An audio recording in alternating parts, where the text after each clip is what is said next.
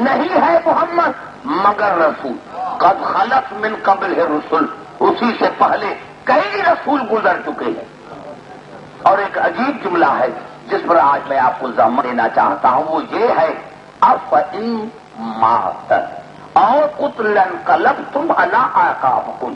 اللہ سوال پوچھ رہا ہے، کیا اگر میرا رسول انتقال کر جائے یا قتل ہو جائے تو تم پھر اصلی جو تمہارا عقیدہ تھا اسی پر پلٹ جاؤ گے؟ سوال پوچھ رہا ہے، اللہ سوال پوچھ رہا ہے، افإن مات او قتل انقلبتم علی اعقابکم، کیا اگر میرا رسول انتقال کر جائے، شہید ہو جائے، قتل ہو جائے تو تم پلٹ کر جاؤ گے؟ پھر اپنی اصلی دین پر پلٹ جاؤ گے؟ اپنے عقیدے پر جو تمہارا اصل عقیدہ تھا اس پر پلٹ کر جاؤ گے؟ اور اللہ نے فرمایا دیکھو وَمَن يَنْقَلِبْ عَلَىٰ عَقْبَيْهِ، جو بھی پھر گیا، جو بھی پلٹ گیا، کب پھر گیا؟ رسول کے قتل ہونے کے یا انتقال کے بعد۔ توجہ چاہ رہا ہوں، پوری توجہ، اور انشاءاللہ پوری تقریر میری قرآن حکیم سے ہوگی، ایک بھی حدیث نہیں پڑھوں گا۔ کیوں؟ اگر میں پڑھوں گا قبلہ نے تو پڑھی تو اس پر کوئی اعتراض نہیں کرے گا، کیونکہ وہ اپنے عقیدے کا اظہار کر گیا کہ بھائی میں تو اہل سنت ہوں، تو کوئی اسی پر اعتراض نہیں کرے گا۔ لیکن اگر میں نے کہہ دیا تو کہیں گے کہ بھائی یہ حدیث ضعیف تھی، یہ اس نے ترجمہ اپنے مرضی کے مطابق کیا۔ تو اللہ نے فرمایا دیکھو وَمَن يَنْقَلِبْ عَلَىٰ عَقْبَيْهِ، جو بھی پھر گیا، کب؟ رسول کے انتقال کے بعد، جو بھی پھر گیا رسول کے انتقال کے بعد، جو بھی پھر گیا فَلَن يَضُرَّ اللَّهَ شَيْئًا، تو پھر وہ اللہ کا کوئی نقصان نہیں کرے گا، اللہ کا نقصان نہیں کرے گا۔ جو بھی پھر گیا، جو بھی پھر گیا۔ تقریر میری ابھی یہاں سے شروع ہوتی ہے۔ میرے دوستوں، میرے بزرگوں، پورے قرآن کو قبلہ اگر ہم دیکھیں گے تو اللہ کا یہ قانون رہا ہے کہ واقعہ بعد میں ہو رہا ہے، اللہ نتیجہ پہلے بتا دیتا۔ اب یہ بڑا جملہ تھا میرا، میرے دوستوں، یعنی پورے قرآن کا یہ قانون ہے، اللہ کا یہ قانون رہا ہے کہ واقعہ رونما بعد میں ہوا ہے، اللہ نتیجہ پہلے بتا دیتا ہے۔ توجہ چاہ رہا ہوں، نتیجہ پہلے بتا دیتا ہے کہ نتیجہ یہ ہوگا واقعے کے بعد۔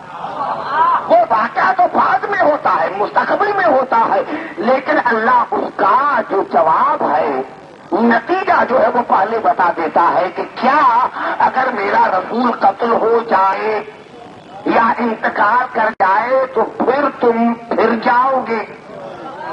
پتا چلا یہ نتیجہ اللہ نے پہلے بتایا ہے کہ عبدالحکیم رسول کے بعد اگر پھر نہ جائے تو مجھے اللہ کا کر نہ ماننا۔ یہ نتیجہ ہے، واقعہ بعد میں ہوگا، نتیجہ اللہ نے پہلے بتا دیا۔ اب آئیے قرآن کی طرف چلتے ہیں۔ قبلہ یہ الفاظ ہیں سورت بقر کے، اور ارشاد ہو رہا ہے جناب موسیٰ کے بعد الم تر الی الملأ من بنی اسرائیل من بعد موسیٰ، میرے حبیب کیا تم نے نہیں دیکھا، تم نے نہیں دیکھا کہ بنی اسرائیل موسیٰ کے بعد اپنے نبی کے پاس آئے؟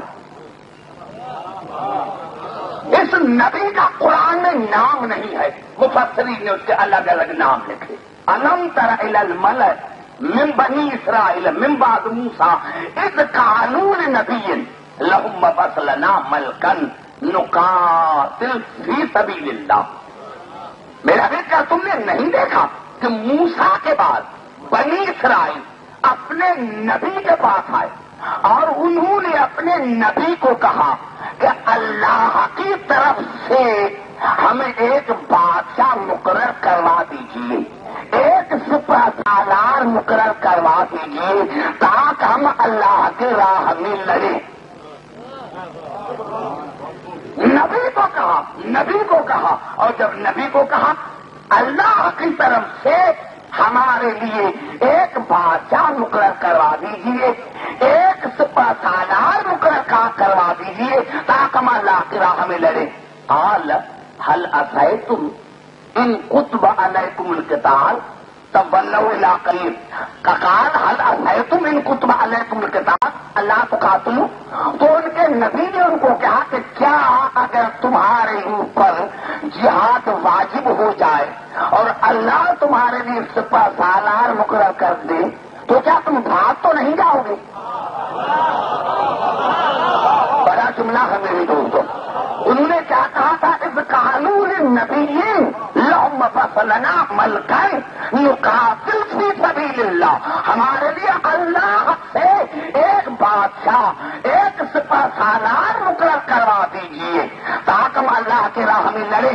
تو نبی نے کیا کہا؟ قال هل عصيتم ان كتب عليكم القتال اللہ تقاتلوا. کیا اگر اللہ تمہارے اوپر جہاد واجب کر دے تو بھاگ تو نہیں جاؤ گے؟ نام نہیں ہے دنیا کہتی ہے رسول کو علم غیب نہیں. ارے اس نبی کا تو قرآن میں نام بھی نہیں، اس کو علم غیب کیسے ہو گیا؟ اس کو علم غیب کیسے ہو گیا تھا؟ اس کو علم غیب کیسے ہو گیا تھا کہ اگر اللہ تمہارے اوپر جہاد واجب کر دے تو بھاگ تو نہیں جاؤ گے؟ قالوا وما لنا اللہ نقاتل فی سبیل اللہ. تو انہوں نے کہا کہ ہم کیسے بھاگیں گے؟ وقد اخرجنا من دیارنا وابنائنا. جب ہم نکلیں گے اپنے بچوں کو چھوڑ کر اور گھروں کو چھوڑ کر نکلیں گے تو ہم کیسے بھاگیں گے؟ ہم کیسے بھاگیں گے؟ اب یہ واقعہ بعد میں ہوا، اللہ نے نتیجہ پہلے بتا دیا. فلما كتب عليهم القتال تولوا الا قليلا منهم والله عليم بالظالمين. جب ان پر جہاد واجب کیا گیا اور اللہ نے ان پر سپہ سالار بنایا اور وہ میدان جنگ میں آئے تو سارے کے سارے بھاگ گئے اور اللہ نے فرمایا ایسے ظالمین کو میں جانتا ہوں جو میرے بنائے ہوئے سپہ سالار کو چھوڑ جائے. بڑا جملہ تھا قبلہ. میں آپ کے ذہنوں تک نہیں پہنچ سکا. کیا کہا تھا میرے دوستوں، میرے بزرگوں، ساداتوں، میرے ساداتوں؟ پھر جملہ تھا الم تر الی الملأ من بنی اسرائیل من بعد موسیٰ اذ قالوا لنبی لهم فصلنا ملکا نقاتل فی سبیل اللہ. قال هل عصيتم ان كتب عليكم القتال اللہ تقاتلوا. قالوا وما لنا الا نقاتل فی سبیل اللہ وقد اخرجنا من دیارنا وابنائنا. تو ان کے نبی نے ان کو کہا تھا کہ بادشاہ مقرر کروا دیجیے. اس جملے کو شاید آپ نے نہیں سمجھا. اور جہاں تک میں نے آیتیں پڑھی تو اللہ نے واقعہ بعد میں بیان کیا. وقال لهم نبیہم ان اللہ قد بعث لکم طالوت ملکا. اور ان کے نبی نے ان کو کہا کہ اللہ نے تم پر طالوت کو بادشاہ مقرر کیا ہے، میں نے نہیں. اب جو بڑا جملہ تھا میرے دو جوانوں وہ کھا گئے. اللہ نے تمہارے اوپر طالوت کو بادشاہ مقرر کیا ہے، اللہ نے تمہارے اوپر طالوت کو سپہ سالار بنایا ہے. پتا چلا نبی کو یہ بھی حق نہیں کہ لشکر کا سپہ سالار خود بنائے. اب یہ بڑا پتا چلا کہ نبی کو یہ بھی اختیار نہیں کہ سپہ سالار خود بنائے. لشکر کا سپہ سالار بھی اللہ بناتا ہے. اور اسی لیے جو بخاری شریف میں ہے کہ رسول نے خیبر میں کہا تھا کہ لأوتین الرایۃ غدا رجلا، کل میں ضرور علم دوں گا اس کو جو مرد ہوگا، کل دوں گا، ضرور دوں گا. تو صحابہ کرام نے کہا یا رسول اللہ آپ نے یہ کیا فرما دیا کہ کل میں ضرور ضرور علم دوں گا. حالانکہ اللہ نے تو آپ کو منع کیا ہے قرآن حکیم میں کہ وَلَا تَقُولَنَّ لِشَيْءٍ إِنِّي فَاعِلٌ ذَلِكَ غَدًا إِلَّا أَن يَشَاءَ اللَّهُ. میرے حبیب آپ ہرگز نہ کہیں کہ یہ کام میں کل کروں گا جب تک آپ انشاءاللہ نہ کہیں. پہلے انشاءاللہ کا پھر کہا کہ یہ میں کام کل کروں گا تو آپ نے انشاءاللہ تو کہا ہی نہیں, اور کہا کہ میں ضرور ضرور دوں گا تو آپ نے انشاءاللہ کیوں نہیں کہا؟ تو رسول نے ہنس کر فرمایا بے وقوف ہو, اگر میں علی کو علم دیتا تو میں انشاءاللہ کرتا, اگر علی کو میں علم دیتا تو انشاءاللہ کہتا, علی کو میں سپہ سالار بناتا تو میں انشاءاللہ کہتا, علی کو